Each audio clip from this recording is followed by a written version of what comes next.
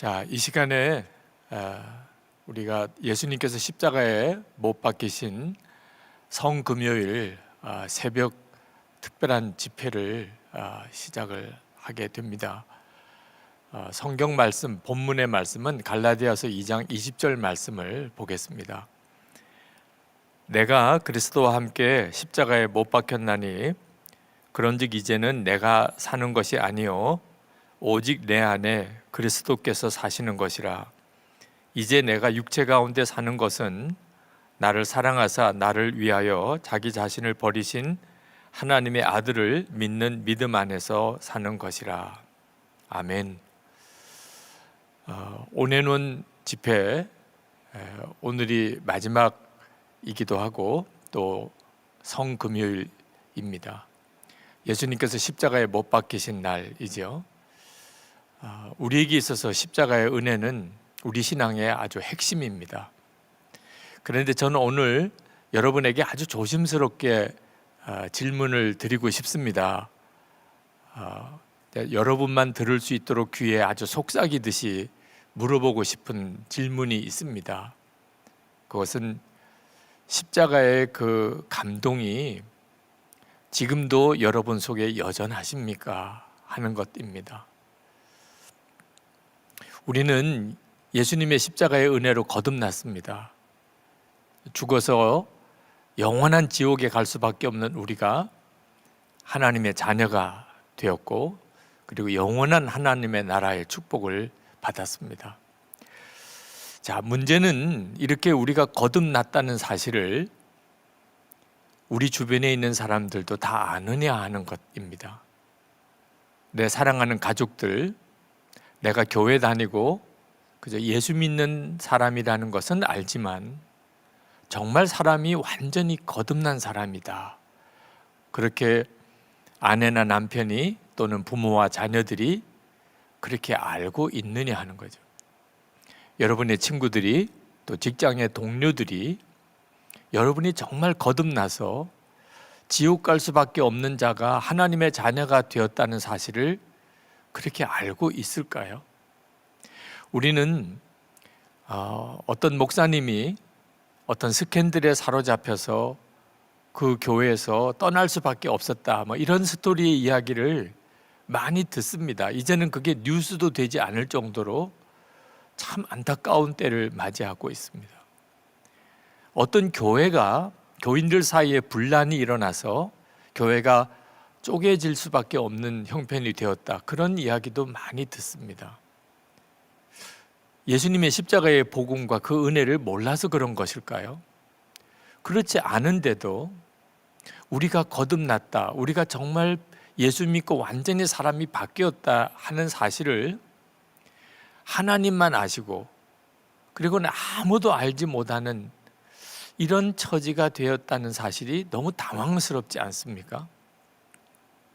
달라스 윌라드가 쓴 하나님의 모략에 보면 그 하버드 대학교에 남미 출신 어떤 여학생이 스스로 자퇴를 한 이야기가 나옵니다. 하버드 대학교에 들어갔는데도 그 여학생이 아르바이트를 하는데 어느 백인 청년이 그에게 아주 성적인 모멸감을 주는 행동을 하고, 그리고 인종차별적인 언행을 해서 모욕을 준 학생이 있었습니다. 근데 이 여학생이 나중에 알아보니까 그 백인 학생이 윤리라고 하는 그런 학과에 최고의 성적을 얻은 학생이더라는, 충격을 받았어요. 이 하버드 대학교 안에서 윤리라고 하는 어떤 학과에 저렇게 뛰어난 성적을 얻은 학생이 자기에게 인종차별적인 언행과 성적인 모멸감을 주는 행동을 할 수 있다, 그 사실에 대해서 도무지 받아들여질 수가 없었어요. 그래서 스스로 그 학교를 자퇴하고 맙니다. 여기서 공부해서 뭐 하나 하는 생각이 들었다는 거죠. 저는 이 이야기가 지금 현재 예수를 믿는 우리들의 모습을 그대로 상징적으로 보여주는 일이라고 생각이 듭니다. 예수를 믿으면 진짜 사람이 변하는 것일까요? 예수를 믿은 성도들의 교회 공동체는 정말 세상과 완전히 구별된 천국 공동체인가요? 만약에 그렇지 않다면, 그저 예수 믿은 것과 예수 믿지 않은 것이 죽고 난 다음에 그 사람이 천국 가는 것 정도 이상은 아무것도 다를 게 없다면 과연 복음이 그런 것일까요? 예수님의 십자가의 복음이 그 정도밖에 되지 않는 것일까요? 이것이 오늘 우리들에게 있어서 매우 심각한 질문이 되는 것입니다. 오늘이 성금요일이기 때문에, 예수님이 십자가에 달려 죽으신 바로 그날이기 때문에 이 질문이 더욱 우리 마음을 깊게 파고드는 것입니다. 예수님께서는 1만 달란트 탕감받은 종의 이야기를 하셨습니다. 그는 상상이 안 되는 많은 빚을 탕감을 받았습니다. 그러나 자기에게 빚진 아주 소액의 빚을 진 사람의 빚을 그는 탕감해 주지 않았습니다. 그로 인해서 그는 자기가 탕감받은 그 거액의 빚을 다시 갚아야 되는 처지가 되고 말았습니다. 예수님께서 비유로 말씀하신 이 비유가 지금 현재 우리 한국에 있는 그리스도인들이 들어야 되는 비유가 아닐까요? 우리는 예수님의 십자가에서 상상이 안 되는 속죄의 은혜를 받았습니다. 그런데 우리는 우리의 삶에서 다른 사람을 용서하는 일 대단히 힘들어합니다. 그러니까 우리 크리스찬 공동체 안에, 교회 안에도 끊임없이 서로 비판하고 서로 다투고 갈라지고 용서하지 못하고 사랑하지 못하는 일이 벌어지고 있는 거죠. 도대체 우리가 받은 십자가의 은혜는 어떤 은혜길래 우리를 이렇게 밖에는 못 만드는 것입니까?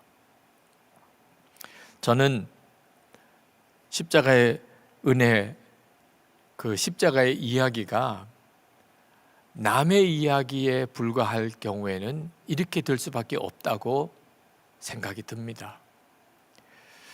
목사가 고난주간 설교하기가 참 어렵습니다. 왜냐하면 너무 뻔한 이야기를 해야 되니까요. 목사도 그렇고 그 설교를 듣는 교인들도 참 쉽지 않은 때가 이 고난주간입니다. 몰랐던 이야기를 들어야 흥미라도 생기죠. 똑같은 내용의 설교를 언제까지 해야 되고 언제까지 들어야 되는 겁니까? 그런데 이 고난주간 설교가 힘든 것, 또 설교를 듣는 것도 힘든 것은 똑같은 이야기이기 때문에 힘든 게 아니라는 겁니다. 똑같은 이야기라도 그것이 자기 이야기일 경우에는 매번 들어도 새롭습니다. 남의 이야기니까 2번 들어도 3번 들어도 벌써 지루해지는 거죠. 결과도 뻔히 알고 내용도 다 아는 내용들입니다. 예수님을 영접하면, 그러면 예수님께서 나의 죄를 위하여 십자가에 죽으셨다 하는 것을 믿는 것만 예수님을 영접하는 게 아닙니다. 예수님을 정말 영접했다는 말은 예수님과 한 몸이 되었다는 것입니다. 예수님께서는 그 사람 안에 거하시고 그 사람은 예수님 안에 거하는, 예수님과 완전한 연합을 이루었다는 것이 바로 예수님을 영접했다는 것입니다. 그것이 진짜 예수님을 믿는다는 것입니다. 완전히 생명이 바뀐 거죠. 나의 생명이 이제 예수님의 생명으로 바뀐 것이 예수님을 믿는 것입니다. 그때 십자가는 더 이상 남의 이야기가 아닌 것입니다. 자기 이야기인 거죠. 십자가는 예수님만 죽은 십자가가 아닙니다. 예수님과 내가 한 몸이 되었으니까 나도 죽은 십자가가 되는 거죠. 전도하다 보면 예수님께서 십자가에 죽으셨는데 왜 내 죄가 사함을 받았느냐, 그런 질문을 받을 때가 있습니다. 그때 여러분들은 어떻게 대답을 하십니까? 그냥 믿으세요. 믿으면 구원받습니다. 안타깝게도 많은 분들이 그냥 그 정도의 대답만 하고 맙니다. 여러분, 정확하게 복음을 이해할 수 있어야 합니다. 왜 예수님이 십자가에 죽으셨는데 내 죄가 사함을 받은 거죠? 예수님께서 십자가에 죽으셨을 때 우리의 죄가 사함을 받은 것은 우리도 십자가에서 죽었기 때문입니다. 이것이 정말 놀라운 십자가의 복음입니다. 예수님이 십자가에 죽으실 때 우리도 예수님과 연합하여 예수님과 함께 죽었다고 성경은 분명히 말하고 있습니다. 로마서 6장 3절에 무릇 그리스도 예수와 합하여 세례를 받은 우리는 그의 죽으심과 합하여 세례 받은 줄을 알지 못하느냐. 그래서 사도 바울은 갈라디아서 2장 20절에서 그렇게 고백을 한 겁니다. 내가 그리스도와 함께 십자가에 못 박혔나니 그런즉 이제는 내가 사는 것이 아니요 오직 내 안에 그리스도께서 사시는 것이라. 이것이 바로 예수님을 정말 정확하게 믿는 신앙의 고백인 것입니다. 그래서 예수님이 십자가에 죽으셨는데 내 죄가 사함을 받는 거죠. 예수님만 십자가에서 죽으신 게 아닌 것입니다. 십자가에서 사도 바울도 죽었고 저도 죽었고 여러분도 죽었습니다. 그래서 사도 바울은 그리스도인을 죽은 자 가운데서 다시 살아난 자라고 그렇게 말씀하셨어요. 로마서 6장 13절에 오직 너희 자신을 죽은 자 가운데서 다시 살아난 자 같이 하나님께 드리며. 저는 죄와의 싸움을 참 치열하게 했습니다. 예수를 믿고 뿐만 아니고 목사가 되었으니 정말 은밀한 죄가 없어야 하잖아요. 여전히 죄를 짓는 자로서 어떻게 목사로서의 삶을 살아갈 수 있겠습니까? 그러나 도무지 제 죄를 이길 수 있는 힘이 저에게는 없었어요. 하나님 앞에 기도할 때마다 그 점이 늘 마음이 무거웠습니다. 어떤 때는 정말 강단 뒤에서 교인들 모르게 정말 가슴을 찢어가면서 떼굴떼굴 굴러가면서 하나님께 기도했던 적이 많았어요. 하나님, 제가 어떻게 하면 정말 죄에서 이길 수 있습니까? 은밀한 죄, 내적인 죄, 마음의 죄, 여기서도 제가 어떻게 하면 승리할 수 있습니까? 하나님, 저에게 죄를 이길 수 있는 힘을 주십시오. 근데 그때 하나님께서 저에게 주신 답이 있었습니다. 그것은 죽으라는 것이었어요. 여러분, 사람이 어지간하니 나쁘지 않는다 하면은 죽으라고까지는 하지 않잖아요. 그런데 하나님께서 저에게는 죽으라고 하셨어요. 그것이 저를 향한 하나님의 판결이었습니다. 죽지 않으면 안 되는 존재. 제가 얼마나 하나님 앞에서 심각한 죄인인가에 대해서 너무나 분명하게 깨달았습니다. 근데 문제는 어떻게 죽느냐 하는 것입니다. 내가 죽어야 될 수밖에 없는 존재구나. 사람들은 저의 실상을 알지 못하지요. 그러나 저는 알지요. 제 속에 있는 죄가 얼마나 가증하고 심각한지를. 근데 그때 하나님께서 저에게 참으로 놀라운 복음에 대해서 눈을 열어주셨어요. 그것은 이미 제가 예수님 안에서 죽었다는 사실입니다. 저는 그 복음을 깨닫고 정말 감당할 수 없는 어떤 황홀함을 느꼈습니다. 복음이 이것이구나. 그걸 깨닫고 얼마나 큰 충격을 받았는지 모릅니다. 내가 이미 죽었구나.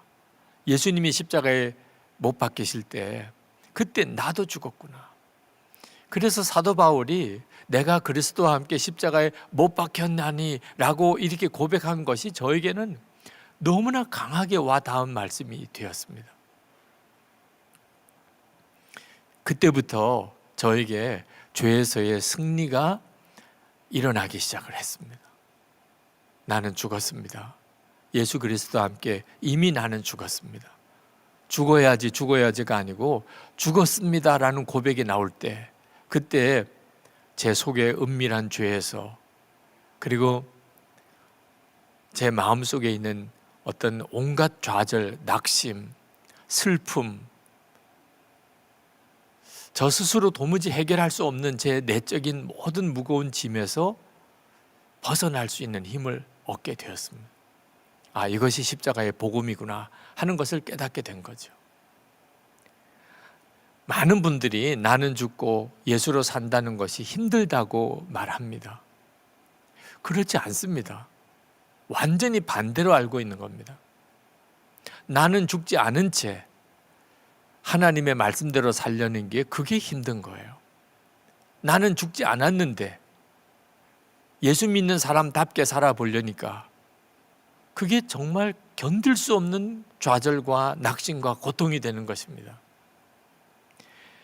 여러분, 만약 여러분의 인생이 답답하기만 하다면 이유가 뭔지를 아셔야 합니다. 여러분 자신의 죽음을 받아들이지 않은 채 여러분이 잘 살아보려고 애를 쓰니까 그런 것입니다. 여러분 가정에 행복하지 않습니까? 그렇다면 이유는 하나밖에 없습니다. 여러분 자신이 죽지 않은 상태에서 가정이 행복하기를 바라니까 결과가 그렇게 되는 것입니다. 여러분 직장에서 일터에서 힘들고 실패하고 남에게 짐만 되고 있습니까? 이유는 하나입니다. 여러분이 일터에서 자아가 죽지 않은 사람으로 그렇게 살아가고 있기 때문에 삶의 결과가 그렇게 되는 것입니다. 여러분 정말 주에서 이기고 싶습니까? 여러분 정말 항상 기뻐하고 범사에 감사하는 사람이 되고 싶습니까? 여러분 정말 믿음과 소망과 사랑이 항상 있는 그 사람이 되고 싶습니까? 여러분 정말 주님과 동행하는 삶을 살고 싶습니까? 여러분 정말 살아있는 기도를 드리는 그런 성도가 되기를 원하십니까? 세상의 소금과 빛이 되기를 원하십니까? 많은 사람들을 옳은 대로 인도하고 구원하기를 정말 원하십니까? 여러분의 가정이 다 구원받기를 정말 원하십니까? 여러분 직업이나 사업을 통해서 여러분이 정말 하나님의 일을 하기를 원하십니까? 하나님을 바라보고 하나님의 나라를 보고 그렇게 살아가기를 여러분 정말 원하십니까? 그렇다면 십자가 하나면 충분합니다. 우리에게 이런 구원의 삶을 주시려고 예수님께서 십자가에 죽으신 것입니다. 그리고 우리도 예수님과 함께 죽게 하신 것입니다. 우리가 할 일은 내가 예수님과 함께 이미 십자가에서 죽었고 이제는 예수님께서 내 생명이 되셨다. 이 사실을 정말 분명하게 믿고 그리고 그 믿음을 고백하는 삶을 사는 것입니다. 자아가 죽은 것을 주님께서는 하늘의 밀이 땅에 떨어져 심기우는 것을 비유로 설명하셨습니다. 여러분 씨앗을 보시죠? 그 씨앗 자체로서는 얼마나 사실 보잘것없고 작습니까? 그러나 그 씨앗이 만약에 땅에 심겨지지 않은 채로 있다면 1년이 지나도 10년이 지나도 100년이 지나도 1000년이 지나도 그대로입니다. 죽지 않았다는 것이 그걸 상징적으로 보여주는 거죠. 그러나 그 씨앗이 봄에 땅에 심기우면 그러면 놀라운 일들이 벌어지기 시작합니다. 여러분 씨를 땅에 심은 것을 시체를 땅에 묻은 것에 비유하지는 않습니다. 여러분 씨를 심은 곳을 무덤이라고 말하지 않잖아요. 우리의 화단이나 또는 밭에 씨를 뿌리는 거죠. 그리고 나면 때를 지나서 거기서 싹이 나고 그리고 줄기가 나오고 그리고 잎이 피고 꽃이 피고 그리고 열매가 맺습니다. 우리가 예수 그리스도의 십자가 안에서 경험하는 그대로입니다. 우리가 예수님과 함께 이미 죽었음을 진짜 믿고 그리고 고백하게 되면 그러면 예수님으로 사는 부활의 삶을 우리가 우리의 삶 속에서 보게 되는 것입니다. 문제는 우리가 진짜 예수님의 십자가에서 나도 죽었다는 사실을 고백할 수 있느냐, 예수님의 십자가가 나의 십자가인 줄 정말 믿느냐 하는 것입니다. 저희 부친은 6.25 전쟁 때 피난을 내려오셨습니다. 저는 어려서부터 6.25 전쟁 때 저희 부친께서 겪으셨던 여러 가지 어려웠던 일들에 대해서 들었습니다. 6.25 전쟁 때 저희 부친은 국군이셨어요. 저희 큰아버지, 저희 양아버지가 되시는 저희 큰아버지, 저희 부친의 형이시죠. 그분은 인민군이셨어요. 이거 참 기가 막힌 일이죠. 형제가 한쪽은 국군으로 한쪽은 인민군으로 6.25 전쟁에 참전을 하게 된 겁니다. 저희 큰아버지는 정말 강제 동원이 된 거죠. 결국은 전쟁 포로가 되셨습니다. 그리고 석방되셨어요. 포로 석방 때 그때 거제도에서 석방되셨습니다. 여러분, 그러니 저희 집안에 6.25 전쟁 때 관한 이야기가 얼마나 많았겠습니까? 저보고 하라고 그래도 제가 할 수 있을 정도로 그렇게 매번 듣고 또 들었습니다. 그런데 6.25 전쟁 때 있었던 저희 집안의 이야기를 제가 하는 것과 저희 부친이 하시는 것은 달랐어요. 저희 부친께서 6.25 전쟁 때 이야기를 하실 때는 눈빛이 달랐어요. 그분은 그 6.25 전쟁 때 이야기를 하실 때는 그분은 언제나 그 시간, 그 순간, 그 자리에 있는 것 같았어요. 자기의 이야기였으니까. 여러분, 우리나라의 6.25 전쟁은 우리나라 역사의 한 페이지에 기록되어 있습니다. 우리는 6.25 전쟁을 겪지 않았지만 6.25 전쟁이 있었다는 사실은 우리는 다 압니다. 그러나 저희 부친에게 있어서는 6.25 전쟁은 그분의 삶의 스토리였어요. 우리나라 역사의 한 페이지에 불과한 것이 아니었습니다. 십자가의 사건이 꼭 그와 같습니다. 십자가의 이야기는 모든 사람이 다 아는 이야기입니다. 정말 고난주간 때마다 정말 우리가 몇 번을 듣습니까? 그러나 중요한 것은 그것이 내 십자가 이야기냐 하는 것입니다. 내가 죽은 십자가의 이야기냐, 내가 예수님으로 다시 살게 된 부활의 이야기냐 하는 거죠. 그때가 되면 고난주간의 십자가 고난의 이야기는 전혀 의미가 달라집니다. 나의 이야기를 다시 듣는 거예요. 이것이 우리에게 필요한 것입니다. 고난주간이 단순히 그저 십자가를 바라보기만 하는 그런 주간이 되지 않아야 합니다.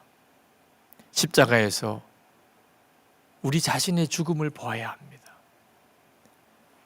여러분은 이미 장례식을 치르고 사는 사람입니다. 주님의 십자가를 볼 때마다 나도 죽었습니다. 여러분, 그렇게 고백하고 시인할 수 있게 되기 바랍니다. 우리 한국교회, 우리 감리교회의 새로운 부흥은 우리가 정말 예수님을 이렇게 제대로 믿기 시작하느냐에 달려 있습니다. 우리 모두가 다 예수님과 함께 이미 죽었음을 고백하고 예수님의 생명으로 사는 그 믿음이 분명하게 된다면 우리의 삶만 바뀌겠습니까? 교회 공동체가 완전히 달라지게 됩니다. 비로소 우리는 예수 그리스도께서 우리와 함께 계시다는 사실을 모일 때마다 알게 될 것입니다.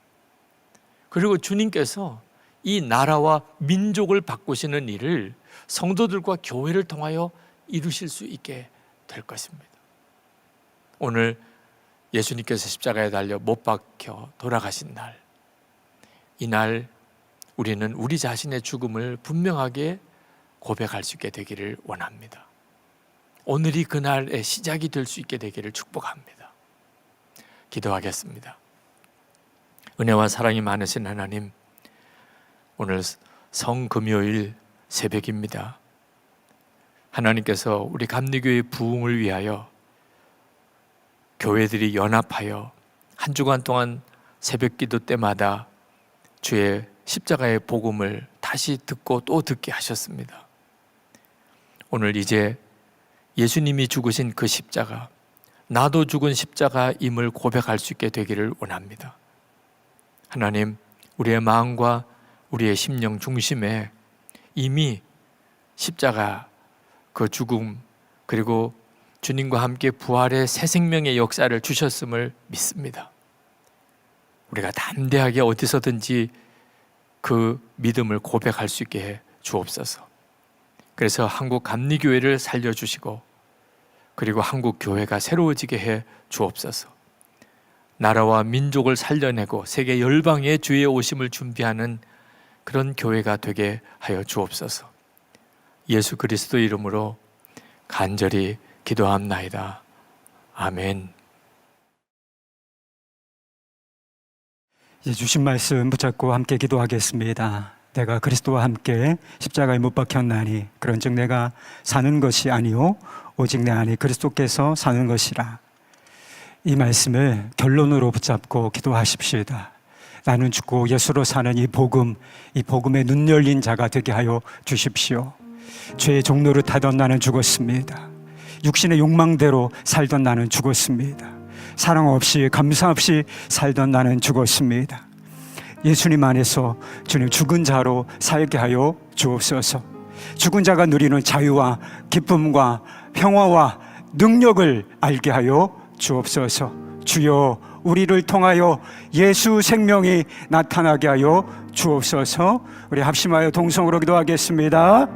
걸어가신 하나님 아버지, 은혜를 주신 것을 감사합니다. 나는 죽고 예수로 사는 이 복음, 하나님 눈 열린 자가 되도록 하나님 은혜를 베풀어 주시기를 원합니다. 하나님 아버지, 주님께서 십자가에 달려 죽으셨을 때 우리 자신도 함께 죽은 것 깨닫게 하여 주시기를 원하오니 이제 그 복음 붙잡고 살아낼 수 있도록 역사하시고 축복하여 주시옵소서. 하나님, 죄의 종로를 타던 나는 죽었습니다. 육신의 욕망대로 내 마음대로 내 의지대로 살던 나는 죽었습니다. 순종을 거부하고 신종을 싫어하던 나는 죽었습니다. 하나님, 사랑 없이 살던 나는 죽었습니다. 하나님, 용서 없이 살던 나는 죽었습니다. 주님, 우리를 불쌍히 여겨주시고 예수님 안에서 죽은 자로 살게 하여 주시옵소서. 하나님, 십자가에서 죽음이 나에게도 실제가 될 수 있도록 역사하시고 축복하여 주시기를 원하오니 하나님, 은혜를 베풀어 주시기를 원하오니 주님, 은혜를 베풀어 주옵소서. 하나님, 죽은 자에게 주시는 자유와 기쁨과 평안과 능력이 하나님 우리의 삶의 실제가 되기를 소망하오니 주님, 은혜를 베풀어 주시기를 원합니다. 주여, 우리를 구원하소서. 우리를 통하여 예수 생명이 하나님 우리의 가정에, 우리의 교회에, 또 이 땅에 나타날 수 있도록 역사하시고 축복하여 주시기를 원하오니 주님, 역사해 주시옵소서. 하나님 아버지, 우리 안에 분명한 믿음을 일으켜 주시기를 원합니다. 하나님, 예수님의 십자가, 주님의 십자가, 그것이 나의 십자가, 예수님의 부활, 그것이 나의 부활인 것이 깨달아지고 믿어지는 역사가 있게 하여 주시고 하나님, 오늘 이 순간부터 그 믿음 붙잡고 살아낼 수 있도록 역사해 주시기를 원합니다. 하나님 아버지, 사랑 없어서 고통하는 세상, 하나님 기쁨이 없어서 애통하는 세상, 하나님 우리가 들어가서 하나님 그들에게 생명을 증거하고 전파할 수 있는 은혜를 허락하여 주시기를 원하오니 주여, 자비를 베풀어 주시옵소서. 하나님의 능력이, 십자가의 능력과 영광이 우리의 삶을 통하여, 우리의 교회를 통하여, 우리의 가정을 통하여, 이 한국교회를 통하여 증거되고 선포될 수 있도록 역사하시고 축복하여 주옵소서. 우리 다시 한번 기도하십시다. 우리 다시 한번 기도하실 때 우리 감리교회 그리고 한국교회의 영적인 각성과 부흥을 위하여 함께 기도하겠습니다. 주님께서 우리의 죄악을 아십니다. 주님께서 우리의 연약함과 우리의 무능함을 아십니다. 주님께서 우리의 소망 없음을 알고 계십니다. 그러나 주님께서 그런 우리를 사랑한다 하십니다. 상한 갈대를 꺾지 아니하시며 꺼져가는 등불 끄지 않으시는 그 주님의 사랑에 기대어 우리 담대하게 기도하십시다. 주님, 우리가 부흥을 갈망합니다. 성도가 성도되고 교회가 교회되는 이 부흥을 주님 갈망합니다. 교회 안에 부흥에 대한 갈망과 기도의 뜨거운 연합이 일어나게 하여 주옵소서. 감리교회와 이 한국교회 안에 영적인 각성과 부흥이 일어나기를 원하오니 하나님, 은혜를 베풀어 주옵소서. 주여, 이 땅을 고쳐 주옵소서. 우리 합심하여 동성으로 기도하겠습니다. 주여, 은혜를 허락하여 주시니 감사합니다. 하나님 아버지, 우리 감리교회 한국교회를 주님께서 불쌍히 여겨주시기를 원합니다. 하나님 아버지, 우리가 어떤 형편에 있는지 하나님 주님께서 너무나 잘 아시지요. 주님의 은혜와 축복을 주셨음에도 불구하고 그것을 잘 살아내지 못하고 관리하지 못하고 하나님 이어가지 못하는 우리의 죄악을 주님께서 아십니다. 다음 세대의 믿음의 태가 끊어져 가고 있는 것을 주님 애통합니다. 주님, 우리의 연약함, 우리의 무능함을 주님 앞에 고백합니다. 주님은 어쩔 수 없는 형국으로 몰려가는 우리의 연약함, 우리의 소망 없음을 주님께 고백하오니 주님 어찌합니까?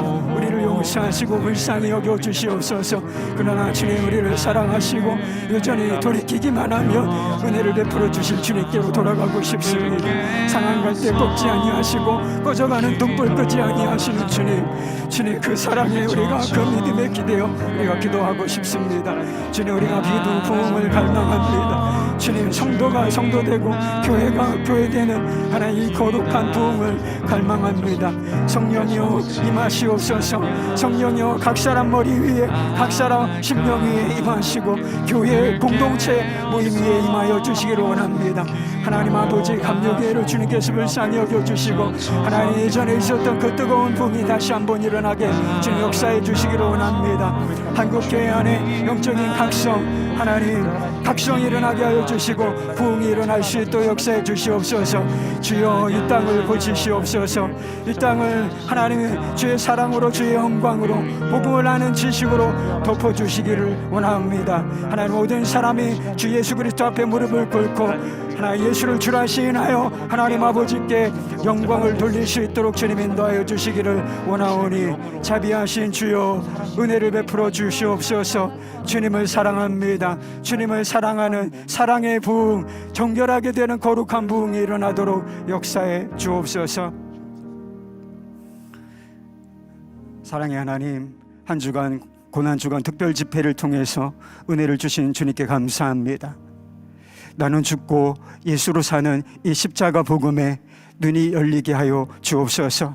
그 복음이 우리에게 실제가 되게 하여 주시고 그 복음 안에서 우리의 삶이, 우리의 교회가, 우리의 가정이 새로워질 수 있도록 은혜를 베풀어 주옵소서.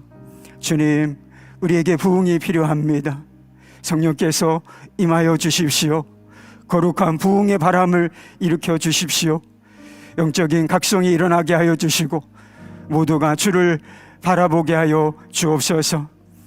감리교회와 한국교회의 부흥을 허락하여 주옵시고 이 조국 대한민국에 하나님의 영광을 인정하는 것이 충만하게 하여 주옵소서.